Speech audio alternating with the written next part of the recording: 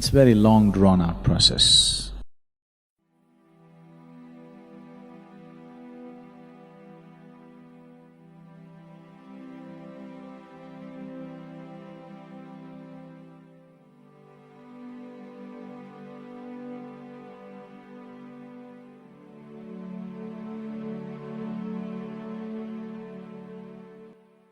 Generally, the methods that Gautama gave to people were always a question of a few lifetimes.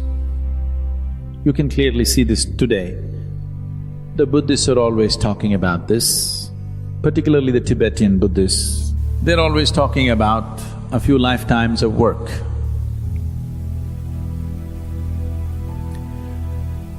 So if you have that kind of patience, that you're willing to work for a few lifetimes, Gautama's ways are very efficient, very logical, scientific, step-by-step process that one can take, because this is a path of awareness. The significance of walking the path of awareness is, there are milestones on the way which tell you come 1 mile, 2 miles, 10 miles, it tells you where you are. That is the most important aspect. That is, without too much trust or devotion, you can still grow. Because you have a method to hang on to, you just keep doing it, keep doing it, keep doing it. It clearly shows you that you're progressing. But with Shiva, there is no such guarantee. And he doesn't fix milestones. You don't know whether you're going forward or backward. But you're going somewhere, that's all you know. It's like falling into a bottomless pit. That sounds terrifying. I want you to understand this. A bottomless pit is the safest place to fall into. A pit with a bottom is dangerous. A bottomless pit is absolutely safe. Your life is done. If you just jump into it, it's done, simply you fall. So Shiva is a bottomless pit. His methods are very different. But you cannot limit him that way because with 7 different disciples, the 7 Sapta-rishis, the celebrated rishis of the yore, he taught 7 basic ways in which a human being can explore his consciousness. From these 7, in multiples of 7, it went further, and 112 different ways he explored, and he said, this is all. So, he expounded 112 different ways as to how a human being can attain to his peak.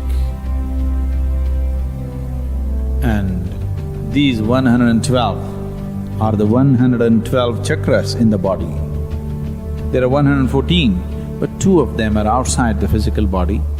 He left those 2 and he said, 112 different ways of attaining when you're embodied. That means every chakra in the body, every meeting point of the energy system, one particular way of attaining. So he did not leave anything out. So Buddha is a small part of his work. I want you to understand, Gautama himself didn't go simply sit in the forest. The 8 years of his sadhana, he spent with various teachers across the country. Wherever it is, whichever part of the world it is, the basic spiritual process comes from this spine. And the whole spine of this spiritual process, this knowledge, has essentially come from Shiva. And it's been taken to different parts of the world in so many different forms. They look so different because these 112 different ways look absolutely different from one another. So what is the difference between Shiva and Buddha is not an appropriate question. Which aspect of Shiva did Buddha explore? he explored the path of awareness, which is one aspect. But the significance of Gautam Buddha is, he is very scientific, clinical. He appeals to the logical mind. But he is like… He also said like this, many times he was an ascetic, he just sat, unmoving. But many times he was mad, dancing, drunk. He was in all kinds of states because he didn't limit himself to any particular dimension. He just explored every aspect of life.